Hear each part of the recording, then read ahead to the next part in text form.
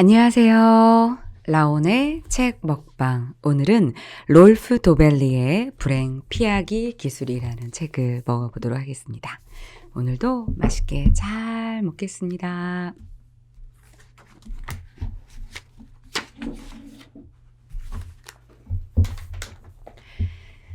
틀린 것을 피하면 옳은 것이 온다. 나이 든 조종사가 있다. 그리고 과감한 조종사가 있다. 그러나 나이 들고 과감한 조종사는 없다. 아마추어 조종사로서 나는 이 말을 늘 마음속으로 되짚어본다. 앞으로 나이 든 조종사 축에 끼게 된다는 생각을 하면 기분이 좋다. 오래된 경비행기의 조종석에 오를 때 나는 스펙터클한 비행을 시도하지 않는다. 추락하지 않으려 노력할 뿐이다. 어떤 원인이 추락을 부르는지는 잘 알려져 있다. 악천 후에 비행하기, 안전점검을 하지 않고 비행하기, 필요한 상태에서 비행하기, 충분한 연료 없이 비행하기 등등. 투자에서는 살아남는 것이 아니라 많은 돈을 버는 것이 중요하다. 투자자들은 종종 업사이드와 다운사이드를 이야기한다. 업사이드 투자의 모든 긍정적인 결과들을 말하고 다운사이드는 일어날 수 있는 모든 부정적 결과들을 말한다. 이 개념은 비행에도 적용할 수 있다. 비행하기 전과 비행하는 동안 나는 다운사이드에 온통 주의를 기울이며 어떻게 해서든 다운사이드를 막고자 한다. 반면 업사이드에는 별다리 신경을 쓰지 않는다. 알프스의 설경이 얼마나 장엄한지, 구름 모양이 얼마나 예쁜지, 공중에서 먹는 샌드위치가 얼마나 맛있는지 이것들은 그때 가보면 알게 된다. 다운사이드를 제거하면 업사이드는 저절로 오게 되어 있다. 투자가 찰스 앨리스는 취미로 테니스를 치는 사람들에게 바로 이 원칙을 추천한다. 거의 모든 공을 원하는 것으로 보낼 수 있는 프로 선수들과는 달리 아마추어 선수들은 항상 같은 실수를 한다. 공이 네트에 걸리기도 하고 공을 너무 높거나 너무 길게 보내기도 하고 잘못된 방향으로 보낼 수도 있다. 프로와 아마추어 테니스 경기는 엄연히 다르다. 프로는 점수를 따고 아마추어는 점수를 잃는다. 따라서 아마추어를 상대로 경기를 한다면 실수하지 않는 데 집중하라. 보수적으로 경기하고 되도록 공을 살리는 데 신경 써라. 상대방이 당신과 마찬가지로 일부러 보수적으로 경기하지 않은 이상 상대는 당신보다 더 많은 실수를 저지를 것이다. 취미 테니스 경기에서 중요한 것은 점수를 따는 것이 아니라 점수를 잃는 것이다. 업사이드 대신 다운사이드에 신경 쓰는 것은 소중한 생각도구다. 그리스 로마 중세의 사상가들은 이런 방법을 부정신학이라 불렀다. 바로 부정의 길, 포기의 길, 내려놓음의 길이다. 다시 말하면 신이 어떠하다고는 말할 수 없지만 어떠하지 않다고는 말할 수 있다는 것이다. 즉, 좋은 삶을 보장하는 것이 무엇인지는 말할 수 없지만 좋은 삶을 방해하는 것이 무엇인지는 꽤 확실하게 말할 수 있다.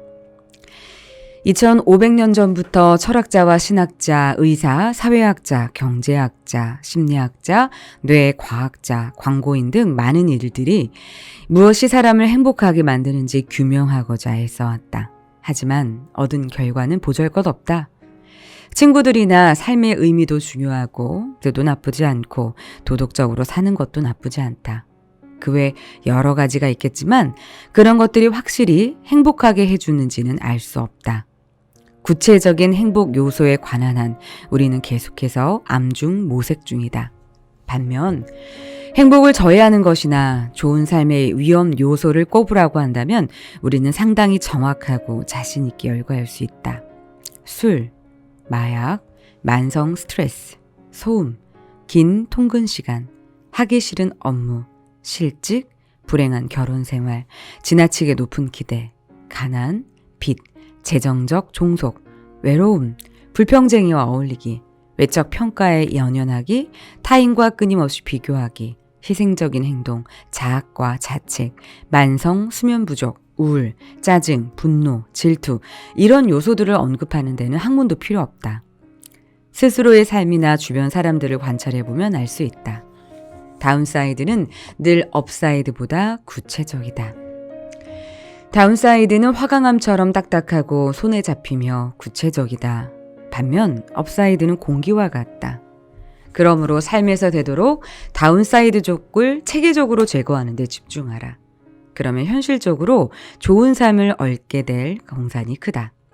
물론 운명은 불시에 닥친다. 운명이 집을 뭉개버릴 수도 있고, 전쟁이 일어날 수도 있고, 아이가 아플 수도 있고, 회사가 부도가 날 수도 있다.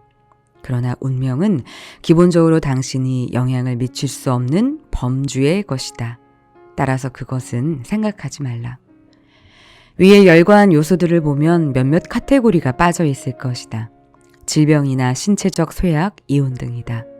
그러나 수많은 연구들은 이런 타격들이 장기적으로는 그리 큰 효과를 미치지 않는다는 걸 보여준다. 사고로 하반신이 마비된 사람은 그 사건 직후 몇 개월은 행복감이 바닥을 친다. 이해할 수 있는 일이다. 하지만 그렇게 몇 개월이 지나면 기분은 다시금 평상시 수준으로 돌아온다. 일상의 평범한 주제들이 머릿속을 차지하게 되고 자신의 신체적 장애는 뒷전으로 밀려난다. 이혼도 마찬가지다. 몇 년이 지나면 슬픔도 어느 정도는 극복된다. 그러나 술이나 마약, 스트레스, 소음, 긴 통근거리 등에서는 이런 적응이 통하지 않는다.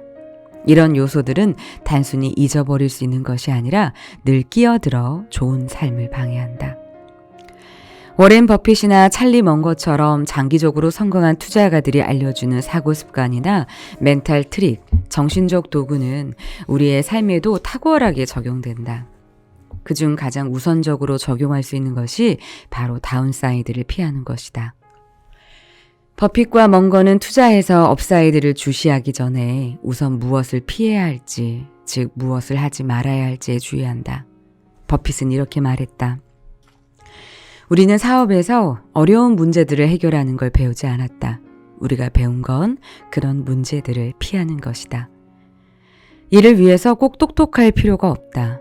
먼거는 대단해지는 건 고사하고 멍청해지지 않으려고만 했을 뿐인데 이런 태도가 장기적으로 얼마나 큰 성공을 가져왔는지 놀랍다라고 말했다. 좋은 삶은 대단한 행복을 추구하는 데 있지 않고 멍청함이나 어리석음, 유행 따르기를 피함으로써 이루어진다. 무언가를 더 많이 하는 것이 삶을 풍성하게 만드는 것이 아니라 하지 않는 것, 절제하는 것이 삶을 풍성하게 만든다. 유머 감각이 뛰어났던 먼거는 이렇게 말했다. 나는 무엇보다 내가 어디서 죽을지 알고 싶다. 그러면 그 장소에 결코 가지 않으면 되니까 라고.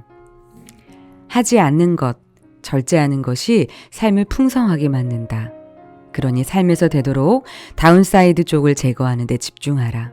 현실적으로 좋은 삶을 얻게 될 확률이 높아진다. 책 주세요, 책. 네, 오늘 롤프 도벨리의 불행 피하기 기술이라는 책을 먹어봤습니다. 행복해지기 위해서는 어떻게 해야 될까? 성공하기 위해서는 어떻게 해야 될까? 우리가 업사이드만 많이 생각을 했었는데요. 이 책에서는 업사이드도 중요하지만 다운사이드. 행복해지는데 방해가 되는 걸 하지 말라. 성공하는데 방해가 될 수 있는 것을 물리쳐라 라는 내용이 가슴에 와닿았습니다. 여러분은 오늘 하루 보내면서 얼마나 업사이드, 다운사이드, 이런 거 구분 짓고 또 다운사이드를 안 하기 위해서 얼마나 많은 노력들을 하셨는지 궁금해집니다. 네, 이 책 너무 좋아서 제가 다른 챕터도 여러분하고 같이 조만간 나누도록 하겠습니다. 오늘도 여러분과 이 책 맛있게 먹어봤습니다. 네, 여러분 컨텐츠 좋았다면 구독, 좋아요, 댓글 꼭 남겨주세요. 네, 오늘도 잘 먹었습니다. 안녕.